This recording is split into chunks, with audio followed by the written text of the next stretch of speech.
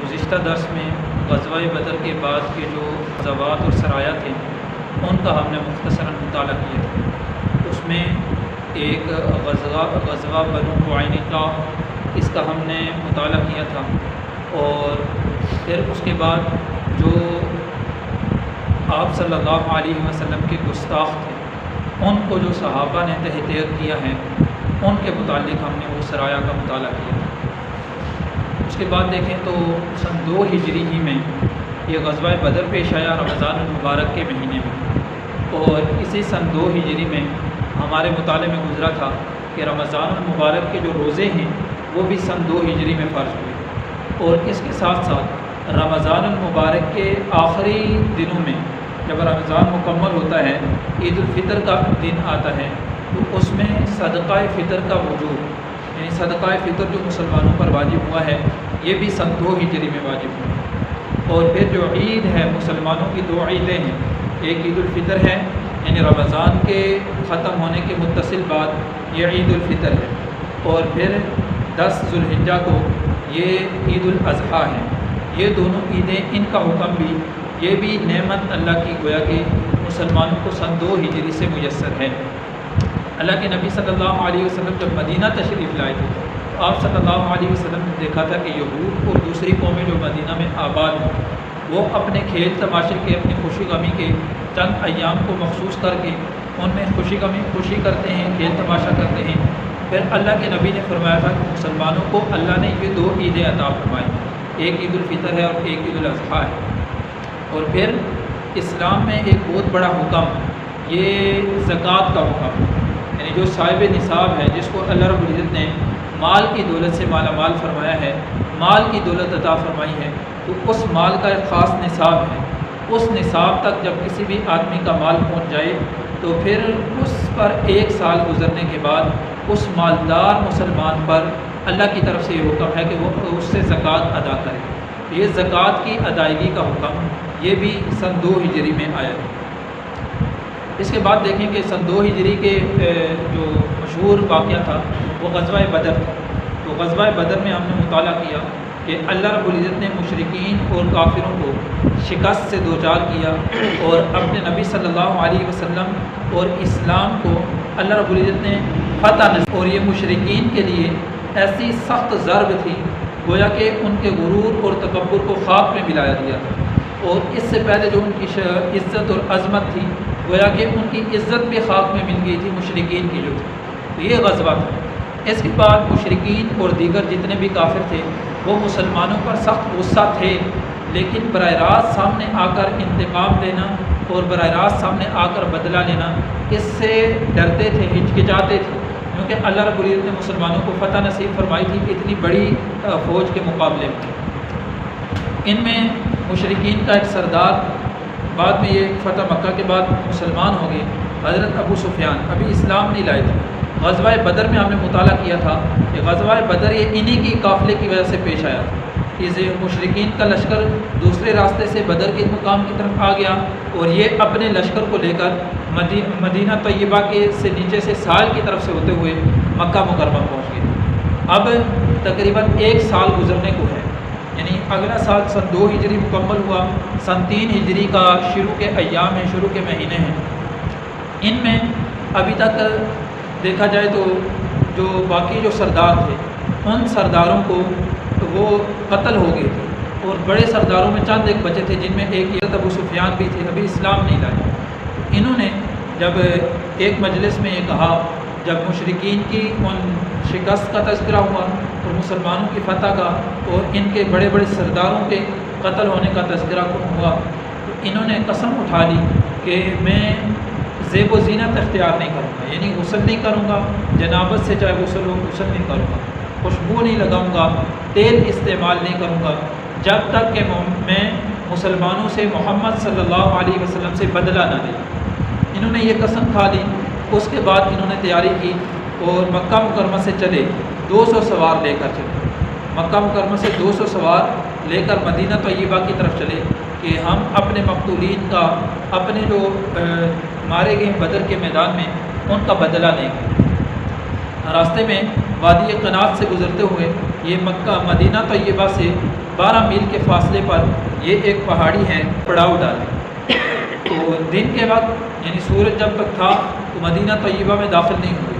لیکن سورج جو غروب ہوا، اندھیرا چھا گیا، اس کے بعد یہ ابو سفیان مدینہ طیبہ میں بنو نذیر کے ہاں گئے،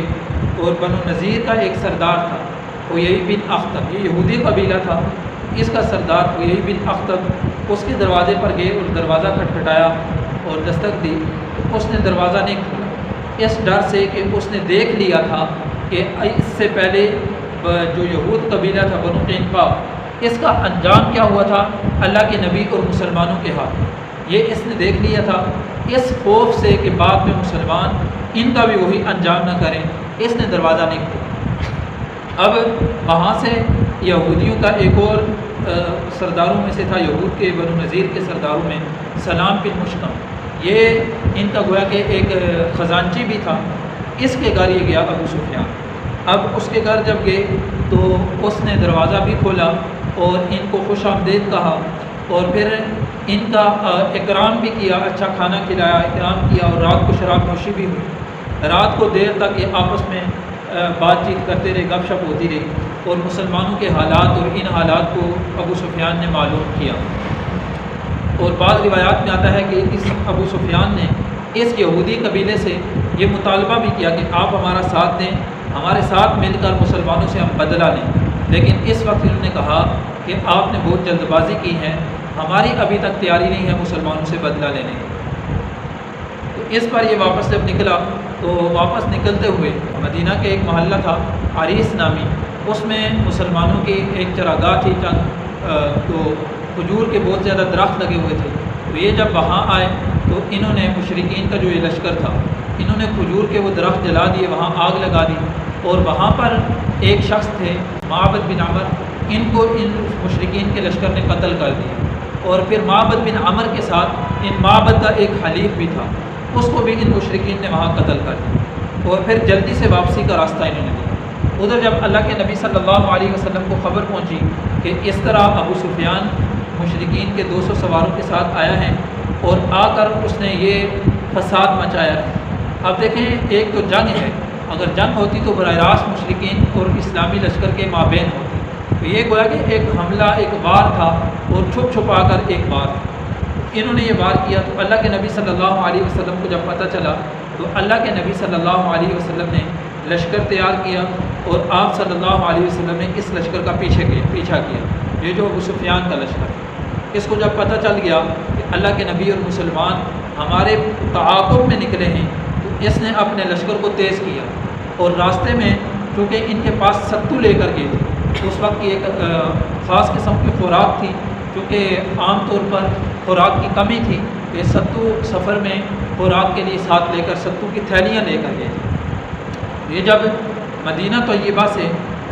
واپس نکلے مکہ کی طرف، جب راستے میں ان کو معلوم ہوا کہ یہ ستو کی جو بوریاں ہیں، اس وزن کی وجہ سے ان کی رفتار میں کمی آ رہی ہے، تو اس وقت انہوں نے یہ کیا کہ وہ ستو کی بوریاں اپنے سواریوں سے گرانا شروع کی، تو وہ گراتے گراتے آگے بھاگتے گئے۔ اللہ کے نبی صلی اللہ علیہ وسلم نے ایک مقام تک ان کا پیچھا کیا،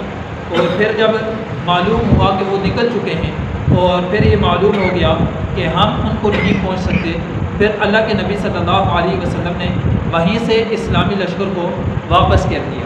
اور یہ جو ستو کی بوریاں یہ ابو سفیان کا لشکر پھینک کر گیا تھا مسلمانوں کے، یہ مال غنیمت کے طور پر مسلمانوں کے ہاتھ میں، اور ستو کو عربی میں سویق کہتے ہیں، سویق، اس لیے یہ جو غزوہ تھا اس غزوے کو غزوہ سویق کہا جاتا ہے۔ یہ ابو سفیان کا اقدام تھا اور مدینہ طیبہ کی طرف، اور پھر جواب میں اللہ کے نبی صلی اللہ علیہ وسلم اور مسلمانوں نے ان کا تعاقب کیا، اور یہ ان سے بچ کر نکل گئے۔ تو یہ ایک تو یہ انہوں نے کیا۔ پھر کیونکہ غزوہ بدر کے بعد یہ سرایہ اور غزوات شروع ہوئے ہیں، اور مشرکین نے مختلف جگہوں سے اسلام اور مسلمانوں کے خلاف سازشیں کی۔ اس میں ایک بنی جطفان کا ایک قبیلے کی شاخ تھی جو بنو ثعلبہ اور بنو محارب، انہوں نے بھی اللہ کے نبی صلی اللہ علیہ وسلم کے اور اسلام کے مسلمانوں کے خلاف انہوں نے اپنی تیاری شروع کی، اور اس تیاری میں جب اللہ کے نبی صلی اللہ علیہ وسلم کو معلوم ہوا کہ اس طرح یہ بنو ثعلبہ اور بنو محارب یہ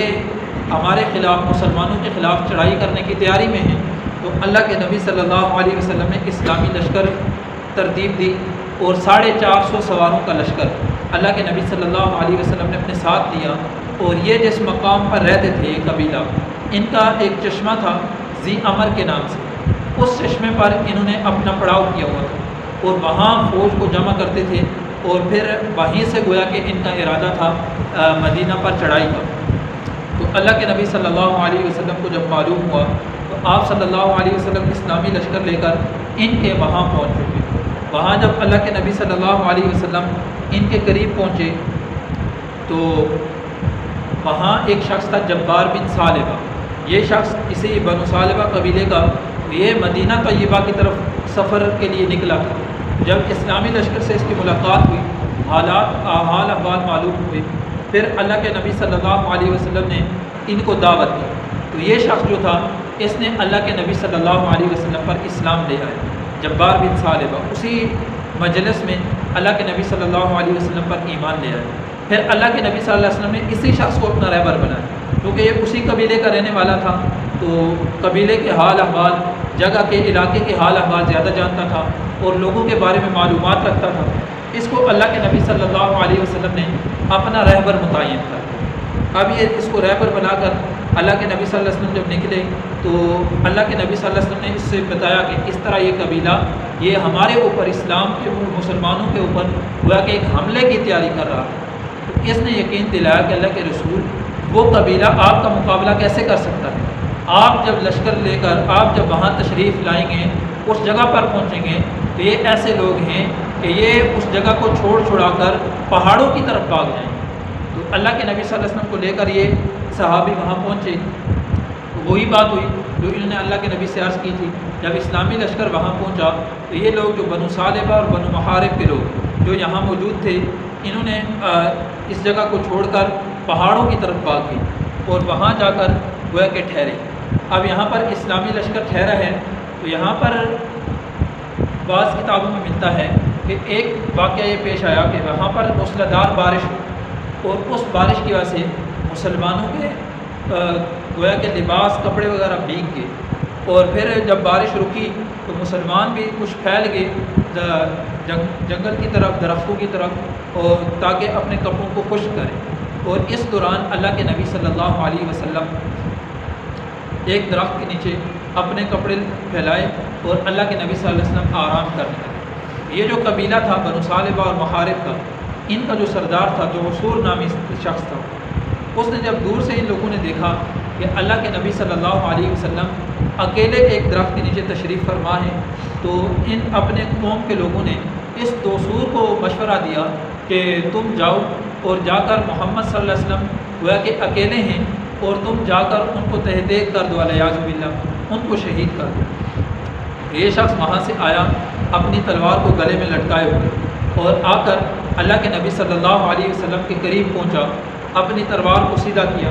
اللہ کے نبی صلی اللہ علیہ وسلم کی آنکھ مبارک کھل گئی۔ اس نے اللہ کے نبی صلی اللہ علیہ وسلم کو مخاطب کر کے کہا کہ اے محمد من یمنعک منی، آپ کو مجھ سے کون بچائے گا؟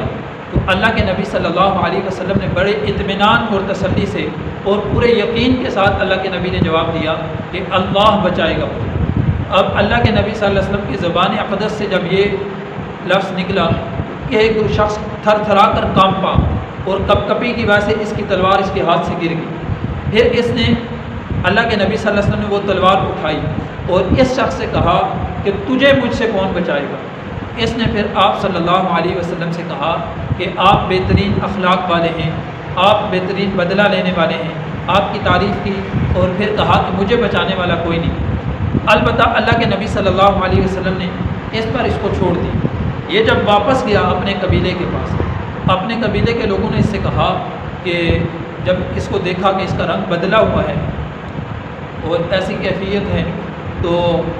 قبیلے کے لوگوں نے اس سے پوچھا کہ کیا ماجرا ہے؟ تو انہیں اللہ کے نبی صلی اللہ علیہ وسلم کا بتایا کہ محمد صلی اللہ علیہ وسلم تو اکیلے سوئے ہوئے تھے، تم ان کو ختم کر دیتے تو سارا مسئلہ ہی ختم ہو جاتا۔ اس وقت نے کہا کہ میں جب آپ صلی اللہ علیہ وسلم کے قریب پہنچا اور وہاں جا کر میں نے جب اپنی تلوار کو سونتا آپ صلی اللہ علیہ وسلم کے مقابلے میں، تو ایک انتہائی خوبصورت اور انتہائی مضبوط شخص میرے سامنے آ گیا، اور جس کو دیکھ کر میں کپ کپا گیا، میرے جسم میں کپ کپی طاری ہو گئی اور میری تلوار بھی گر گئی۔ تو اس سے مجھے یہ معلوم ہوا کہ ظاہری طور پر آپ صلی اللہ علیہ وسلم کے پاس کوئی نہیں تھا۔ میں نے یہ سمجھا کہ وہ فرشتہ تھا جس کو اللہ نے اپنے نبی کی حفاظت کے لیے بھیجا ہے، اور اللہ کو جو فرشتے ہوتے ہیں وہ فرشتے نبی ہے کے پاس ہوتے ہیں، نبی ہی کی حفاظت کے لیے ہوتے ہیں، کسی عام شخص کی حفاظت کے لیے نہیں ہوتے۔ اس لیے مجھے یقین ہو گیا کہ اللہ کے نبی ہیں، اور میں آپ صلی اللہ علیہ وسلم پر ایمان لے آیا۔ یہ دعصور نامی شخص جو اس قبیلے کا سردار تھا، یہ اسی وقت اللہ کے نبی صلی اللہ علیہ وسلم پر ایمان لے آیا تھا، اور پھر اللہ کے نبی صلی اللہ علیہ وسلم کی عادت مبارکہ تھی۔ اللہ کے نبی صلی اللہ علیہ وسلم جب کسی قبیلے پر، جب کسی جگہ پر فتح یاب ہوتے تھے تو کم سے کم 3 دن اللہ کے نبی صلی اللہ علیہ وسلم وہاں قیام کرتے تھے، اور اس جگہ پہ بعض روایات کے مطابق 15 دن اور 1 مہینے کے لگ بھگ بھی روایات ملتی ہیں کہ 1 مہینے کے لگ بھگ اللہ کے نبی صلی اللہ علیہ وسلم نے اس جگہ قیام فرمایا۔ اور پیچھے جو مدینہ کی ولایت، مدینہ کی امارت جو سونپی تھی، وہ اللہ کے نبی صلی اللہ علیہ وسلم نے اس لشکر میں، اس غزوے میں وہ حضرت عثمان ذو النورین رضی اللہ تعالیٰ عنہ کو وہ کہ مدینہ کا امیر بنا کر اللہ کے نبی صلی اللہ علیہ وسلم تشریف لائے تھے۔ اس میں بھی اللہ رب العزت نے اپنے نبی صلی اللہ علیہ وسلم کو سرخرو فرمایا، آپ کو کامیابی سے ہمکنار فرمایا۔ اب دیکھا جائے تو اس کے بعد جتنے بھی مشرک تھے ان کو اسلام سے گویا کہ اسلام اور لشکر اسلام کا روب اور دبدبہ ان کے دلوں میں بیٹھ چکا تھا۔ اس پر مشرکین جو تھے کفار، ان کو اللہ کے نبی صلی اللہ علیہ وسلم نے شکست دی تھی، مشرکین مکہ کو۔ اس وقت مشرکین جو تجارتی سفر کرتے تھے وہ سال میں 2 تجارتی سفر کرتے تھے، ایک سفر کرتے تھے شام کا اور ایک سفر کرتے تھے حبشہ اور یمن۔ اب سردیوں میں سفر ہوتا تھا شام کا، گرمیوں میں حبشہ یمن کی طرف سفر ہوتا تھا۔ ان کے سردار تو مارے گئے۔ اب جو صفوان بن امیہ تھا، امیہ بن خلف کا بیٹا، اس نے سوچا کہ ہم تجارت کے لیے جب جائیں گے شام کی طرف تو راستے میں مدینہ طیبہ پڑتا ہے، اور یہاں پر مسلمان اور اسلامی فوج ہیں اور ان سے ہمیں خطرہ ہے، اور اگر ساحل سمندر سے جائیں، سمندر کے راستے سے جائیں تو ساحل سمندر پر جو قبائل آباد ہیں ان قبائل سے بھی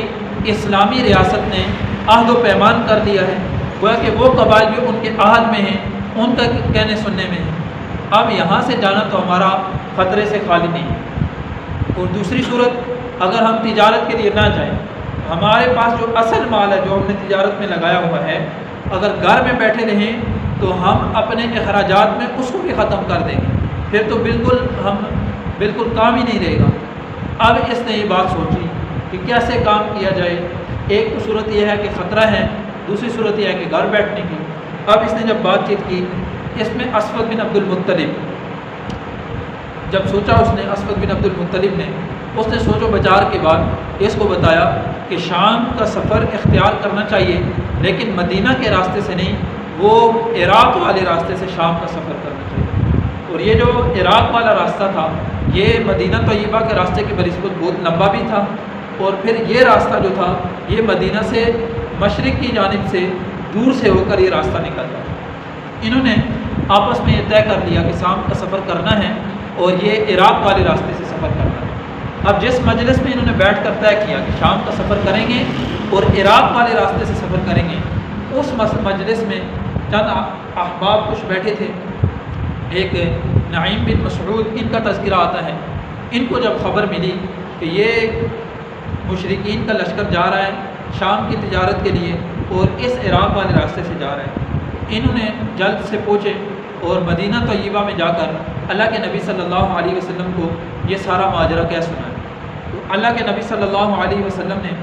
وہاں پر حضرت زید بن حارثہ رضی اللہ تعالیٰ کی قیادت میں مسلمانوں کا ایک لشکر تیار کیا، اور یہ لشکر مدینہ طیبہ سے نکلا اور پھر مسافت طے کرتے ہوئے راستے میں جہاں قریش نے پڑاؤ ڈالا ہوا تھا وہاں پڑاؤ کی جگہ پر 100 سواروں کا یہ لشکر وہاں پہنچ گیا، اور وہاں پڑاؤ کی جگہ پر جب پہنچا تو ان کو معلوم ہو، اس وقت پہلے سے ان کو چونکہ معلوم نہیں تھا، وہ تو بڑے امن سے سفر کر رہے تھے کہ ہم نے راستہ بدل لیا ہے، لہذا اس راستے میں ان کو یقین تھا کہ مسلمانوں کا کوئی نہیں ہوگا۔ جب اسلامی لشکر پہنچا حضرت زید بن حارثہ رضی اللہ عنہ کی قیادت میں، ان کے تو گویا کہ ہوش اڑ گئے اور ایسا رعب اور دبدبا ان پر کھا گیا کہ یہی صفوان گویا کہ اس قافلے کا امیر تھا، مشرکین کے قافلے کا، یہ خود بھی اور قافلے کے باقی لوگ بھی اس ساز و سامان کو وہیں چھوڑ کر خود بھاگ نکلے۔ اسلامی لشکر کا ایسا رعب ان پر تھا، خود بھاگ گئے۔ حضرت زید بن حارثہ رضی اللہ عنہ ان کا لشکر جب پہنچا تو ان کے یہ جو بھاگنے والے تھے ان میں ایک دو افراد تھے، جن میں ایک ان کے غلام کا تذکرہ آتا ہے کہ حبان نامی ایک شخص تھا، اس کو انہوں نے گرفتار کیا، اور بعض روایات میں آتا ہے کہ ایک دو شخص ان کے ساتھ اور تھے، ان کو انہوں نے گرفتار کیا۔ اور یہ جو مال ان کے ہاتھوں میں آیا، یہ مشرکین کا مال، یہ تقریباً 1,00,000 دراہم کے لگ بھگ کی مالیت تھی، یعنی اتنی چاندی ان کے پاس تھی، 1,00,000 لگ بھگ دراہم کی مالیت تھی۔ یہ ساز و سامان انہوں نے لیا، یہ مال غنیمت اکٹھا کیا، اور یہ اسلامی لشکر واپس آیا مدینہ طیبہ میں، اور واپس جب مدینہ طیبہ میں آیا تو وہ سارا مال غنیمت لا کر انہوں نے اللہ کے نبی صلی اللہ علیہ وسلم کی خدمت میں پیش کر دی۔ اللہ کے نبی صلی اللہ علیہ وسلم نے، کیونکہ مال غنیمت میں جو 5واں حصہ ہوتا ہے وہ اللہ کے نبی صلی اللہ علیہ وسلم کو اختیار ہے، مال غنیمت ہے کا 5واں حصہ وہ بیت المال میں جمع ہوتا تھا، وہ 5واں حصہ اس کا نکال کر گویا کہ 80,000 دراہم کے لگ بھگ جو مالیت تھی وہ اللہ کے نبی صلی اللہ علیہ وسلم نے ان مجاہدین میں تقسیم کی، جو مجاہدین حضرت زید بن حارثہ رضی اللہ عنہ کے اس سریے میں، اس لشکر میں گئے تھے۔ تو یہ اللہ کے نبی صلی اللہ علیہ وسلم نے اس طرح یہ جنگی چالوں کے ذریعے اور اسلامی فوج کو آگے بڑھاتے بڑھاتے گویا کہ ایک طرف تو آپ صلی اللہ علیہ وسلم نے اسلامی فوج اور اسلام کا رعب اور دبدبا کافروں کے دل میں بٹھا دیا ان تدابیر کے ذریعے سے، اور دوسرا اللہ کے نبی صلی اللہ علیہ وسلم نے مدینہ کی ریاست کو بھی گویا کہ مضبوط تر کرتے گئے ان جنگی مارکوں کی وجہ سے۔ تو یہ چند مسلمانوں کے غزوہ بدر کے بعد اور 3 ہجری کے ابتدائی چند جو واقعات تھے وہ میں نے عرض کیے ہیں۔ اس کے بعد جو 3 ہجری کا ایک مشہور اور واقعہ اور غزوہ ہے وہ غزوہ احد ہے، وہ انشاءاللہ تفصیل سے آئندہ دروس میں اس کا مطالعہ کریں گے۔ اللہ تعالیٰ سے دعا ہے کہ اللہ تعالیٰ ہمیں سیرت طیبہ کو سمجھ کر اپنی زندگیاں اس کے مطابق ڈالنے کی توفیق عطا فرمائے۔